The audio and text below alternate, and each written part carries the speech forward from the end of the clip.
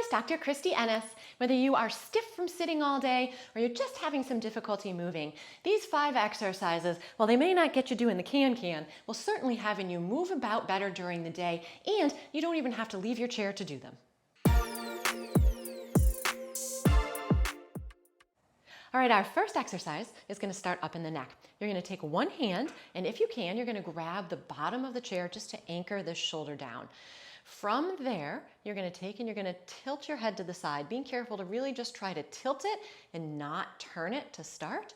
And of course, you're breathing for about 3 to 5 breaths, and then you come on up. If it's not comfortable to grab onto the bottom of the chair, just letting that arm hang down and almost think about kind of bringing that shoulder down and then tilting that head to the other side can really make a difference. Of course, making sure that you do this on both sides. If you have been sitting at your desk for a while or anywhere for a while and you are pretty stiff and you haven't been moving around, this is when I tend to pull out the Derma Edge before I go into some of these stretches, just so that you can get a little bit of blood flow going in there first, and I'll link that for you guys. Our second exercise uses the backrest of the chair, and I will show you an alternative if you don't have a backrest that hits kind of mid-back. But you're gonna scooch against the back of that chair. If it's okay on your shoulders, you're gonna bring those hands behind the head and open those elbows up. So now we're actually working on stretching the chest out a little just with that. From here, you're gonna let yourself extend over the backrest of that chair. If it's okay on your head and neck, and if you're not dizzy, that's the other thing, you can go ahead and look up towards the ceiling as you lean back. Take a nice breath in and come up. You can even get a little ab work if you use those abs to help you out here. And this is the time when you might hear a little bit of snap, crackle, and pop in that spine, and I like this one a lot. If it is not comfortable on your shoulders, you can cross those hands over your chest and then do that same thing. You're shooting for about 3 to 5 of these, a couple times a day even for this one.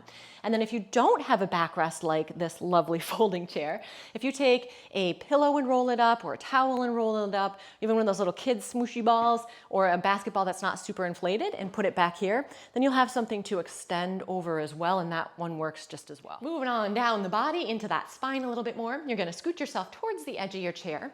I'm gonna take one hand, my left hand, and place it on my right thigh, sitting up nice and tall. I'm gonna take this opposite hand on the backrest in back of me.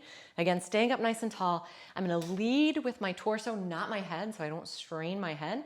My head's kind of the last thing to look as well. Again, hold for a breath or two, and then come back to the middle, and you're repeating then on the other side. If it's too much to bring that arm to the back of the chair, go ahead and just rest it. I forget which side I'm on. It's my jazz hands. Go ahead and just rest it on the back behind you, right on the seat. Same idea. And about 3 on each side. Staying in the same position as our third exercise, our fourth one's gonna get the hamstrings, so the back of the leg, and that calf. So sitting up nice and tall, of course, there's a theme here, right? You're gonna bring that leg straight out, toes up. Now you may feel a stretch on the back of your leg already. If you do, you're done. You just get to hang out here.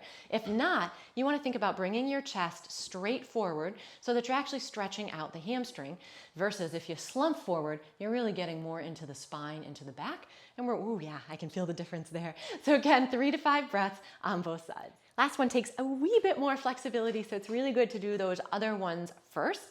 So you're gonna take and you're gonna cross one ankle over the thigh, and I'll show you a way to do this if you can't get there. So you may feel a nice stretch here already. This is kind of the butt and the hip a little bit. If you need more of a stretch, you very gently push down on the leg. And same idea like with the hamstring, you can let yourself come forward from the chest, not slumping forward. From here, you're gonna take the outside of that leg and you're gonna bring it towards the opposite shoulder. Oh, and both of these feel good, kind of in different areas of the hip. Now again, if it's too much to cross, go ahead and actually cross a little bit lower. And even if you can't get your foot all the way up, you're still getting a little bit of that same mobility. And of course, remember to do both sides, holding for this one a breath or 2 in each position and about 3 to 5 repetitions.